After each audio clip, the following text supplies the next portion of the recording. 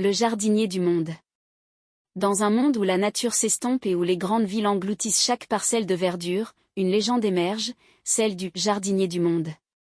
Au cœur d'une métropole tentaculaire, où le béton règne en maître, vit un homme mystérieux connu seulement sous le nom de jardinier. Il est l'antithèse de l'environnement urbain qui l'entoure. Son appartement modeste est un havre de plantes, un écosystème miniature au milieu du chaos citadin. Chaque nuit, vêtu de son costume vert, le jardinier parcourt les rues, semant des graines dans les interstices de béton, arrosant les fleurs oubliées, et redonnant vie aux espaces abandonnés. Il devient une figure d'espoir, une légende urbaine que l'on raconte dans les coins sombres des cafés. Les gens commencent à remarquer des changements dans leur environnement. Des fleurs sauvages poussent là où avant il n'y avait que bitume. Les toits des immeubles se transforment en jardins suspendus.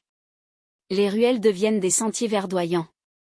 Bientôt, des photos et des vidéos du travail du jardinier inondent les réseaux sociaux. Des hashtags comme #Renaissance verte et #Jardinier du monde deviennent viraux, inspirant des milliers de personnes à agir pour préserver la nature dans leur propre communauté. Mais le mystère autour de l'identité du jardinier persiste. Qui est-il vraiment? D'où vient-il? Certaines personnes le voient comme un héros, d'autres comme un vagabond.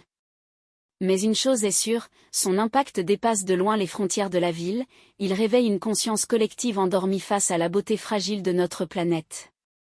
Alors que les saisons changent, le travail du jardinier continue, sa légende grandit, et avec elle, l'espoir d'un monde où l'homme et la nature coexistent en harmonie.